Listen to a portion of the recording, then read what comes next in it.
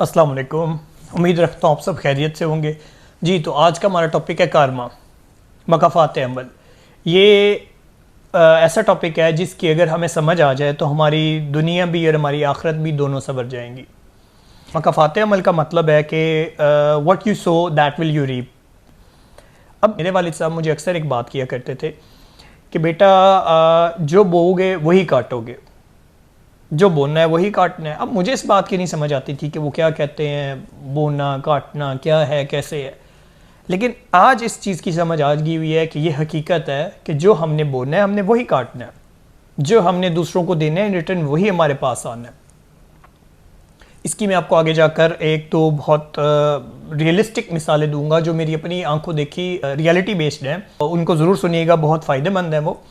अच्छा, तो ऐसा है कि देखें हम सबका इस चीज़ पर बिलीव है और कारमा का तो ऑल ओवर द वर्ल्ड भी बिलीव है इस चीज़ का, सबका। इसमें गोरे काले हिंदू, उसके बाद हम मुस्लिम्स, हम सब का बिलीव है। सारों के इसमें वर्ड्स वो मुख्तलिफ हो सकते हैं लेकिन हम सब का इस चीज़ पे बिलीव है कि मकाफ़ात अमल है।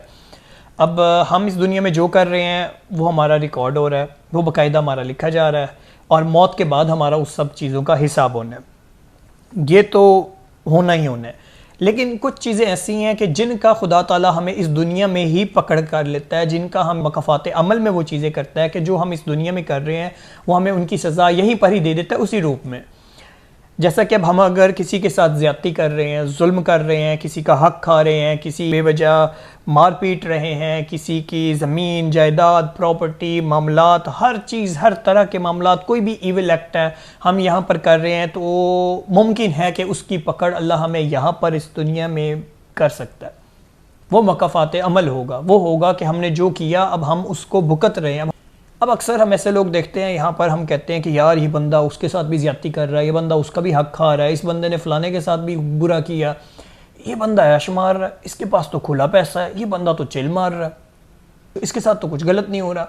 अब ये ज़रूरी नहीं है कि आज आप किसी के साथ गलत कर रहे हैं तो जी ठीक है फ़ौरन से ही आपके साथ बुरा हो जाएगा, आपके साथ गलत हो जाएगा। नहीं, इस चीज़ को बाज़ का सालों लग सकते हैं, 10 साल 20 साल 50 साल। देखिए ये खुदा का मामला है, वो कब किसको कैसे पकड़ करता है, वो किस रूप में करता है, कब किसको कैसे सज़ा देता है, ये उस अल्लाह का मामला है।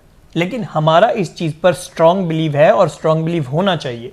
ऐसे ही सेम है कि अगर हम किसी के साथ अच्छा कर रहे हैं, अगर हम किसी के साथ किसी को प्यार, किसी को खुशियाँ बांट रहे हैं, किसी के साथ पॉजिटिव चीज़ें कर रहे हैं, किसी के रास्ते से हम कांटा हटा रहे हैं, किसी को हम तकलीफ़ और परेशानी से बाहर निकाल रहे हैं, किसी को हम एक अच्छा रास्ता दिखा रहे हैं, तो सेम उसी तरह से है कि हमारे साथ भी उन मामलात में अल्लाह ताला रब पाक हमारे लिए भी पॉजिटिव करेगा, हमारे लिए भी इस दुनिया में और आखिरत में उस चीज़ का रिवॉर्ड मिलेगा।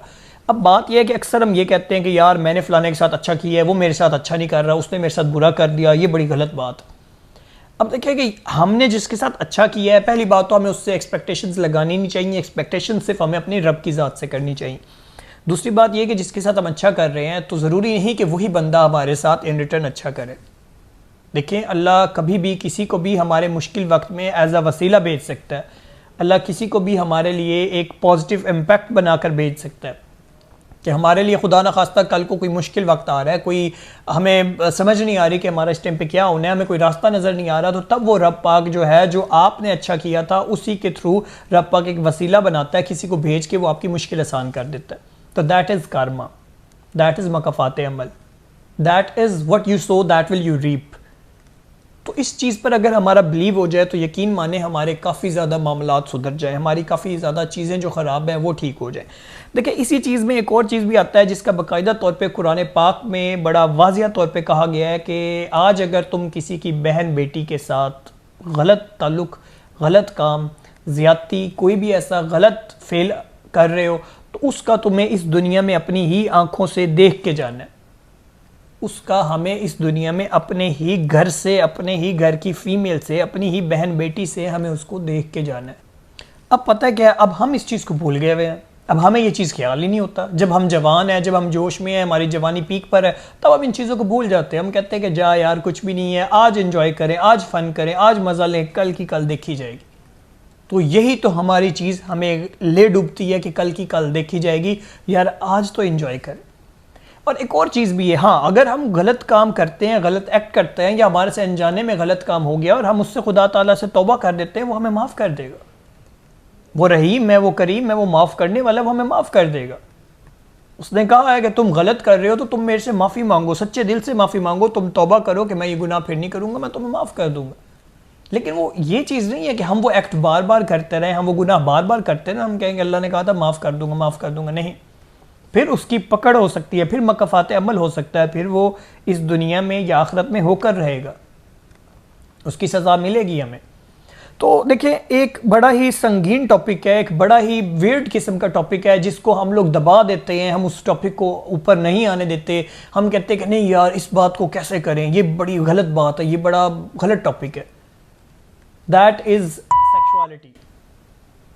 जो हमारे माशरे में मर्द हजरात, वो ऐसे लड़के जो ये चीज़ भूल चुके हुए हैं कि भाईजान कारमा भी कोई चीज़ है, मकफ़ात अमल भी कोई चीज़ है, तो वो इन चीज़ों को, इन एक्ट्स को करते फिर रहे हैं, जो कि बहुत गलत है। अगर हम इस चीज़ को अपने माइंड में बिठा लें कि देखें मकफ़ात अमल है, हम जो करेंगे वो उस चीज़ को अपने घर से ही पे करेंगे, तो ये चीज़ को हमारे पेरेंट्स अगर इस चीज़ को अपने बच्चों को, अपने बेटों को, हर किसी को ये स्टार्ट में ये चीज़ बता दें कि बेटा जो बोलना है वही काटना है आपको, तो मेरा ख्याल है कि काफ़ी हद तक गुनाह जो है वो ख़त्म हो जाएंगे। उसकी वजह क्या है कि जब हमारे माइंड में एक चीज़ बैठ जाएगी कि यार आज मैं जो कर रहा हूँ मुझे कल को इसका पे करना है और लाजमी करना है, इस दुनिया में भी हो सकता है और आखिरत में सज़ा तो होनी ही होनी है। तो इस चीज़ को माइंड में बिठाना चाहिए। कारमा पर हमें, मकफ़ात अमल पर हमें बिलीव होना चाहिए और इसका हमें कोशिश करें कि इसको जितना आप आगे फैला सकते हैं, इस चीज़ को जितना आप ग्रुप्स में शेयर कर सकते हैं तो उसको करें। सकता है कोई एक भी इस चीज़ से सुधर जाए, किसी एक को भी महसूस हो जाए कि हाँ यार मैं गलत कर रहा हूँ। एक आपको मैं बात रियलिटी बेस्ड बताता हूँ जो कि मैंने खुद अपनी आंखों से देखी है और कोई झूठ नहीं और ऐसी कोई बात नहीं है। मेरे ही एक जानने वाले सर्कल में एक आदमी था जो कि माशाल्लाह लड़का, जवान, यंग, 27-28 साल का और बहुत खूबसूरत हैंडसम पर्सनैलिटी वाला लड़का था। अब देखेंगे रब पाक ने उसे खूबसूरती दी, रब पाक ने उसे सेहत दी, रब पाक ने उसे एक नेमत से नवाजा। उसने उसका गलत यूज़ किया कि वो हर लड़की के साथ गलत रिलेशन में आना चाहता था, वो हर लड़की के साथ फ्लर्ट करता था और वो उसने ये सीन रखा हुआ था कि 10 दिन बाद एक नई गर्लफ्रेंड, हर 10 दिन बाद एक नई गर्लफ्रेंड। वो एक गर्लफ्रेंड को ब्लॉक कर देता था और उसके बाद वो दूसरी पे मूव कर जाता था, देन उसके साथ फ्लर्ट और देन ब्लॉक और मूव। और वो बड़ी खुशी खुशी इस चीज़ को लोगों को बताता था, कहता यार चेक कर तेरे भाई ने इतनी बच्चियाँ सेट की, चेक कर तेरे भाई ने क्या किया, चेक कर ये कर। अब देखें कि देखा जाए तो उसको खौफ खुदा नहीं था, उसको उस टाइम ये चीज़ नहीं थी कि यार मैं गलत कर रहा हूँ। अल्लाह की लाठी बेआवाज़ है, इस चीज़ को समझे कि उसने कई सालों इस चीज़ को उसने चलाया। फॉर एग्जाम्पल 5 से 7 साल वो इसी सिलसिले में ही मगन रहा, मस्त रहा। उसको जहन में ना तौबा आई, ना खौफ खुदा आया, ना उसे ये आया कि ऊपर से खुदा देख रहा है।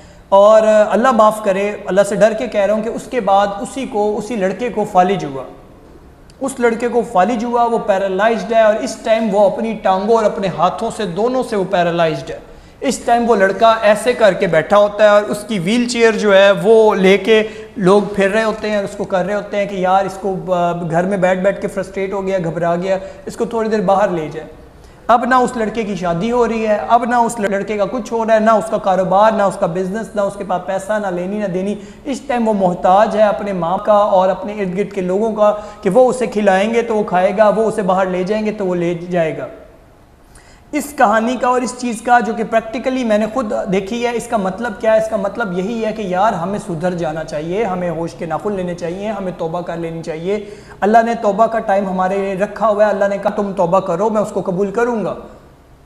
ये ना हो कि देर हो जाए, इतना भी हम गुनाहों में ना मगन हो जाएं, इतना भी ना डूब जाएं कि हम बाहर ना आ सकें। अभी भी वक्त है, हम तौबा करें, हम सीधी राह आएँ और हम अपने आप को गुमराह होने से बचाएँ। Thank you so much.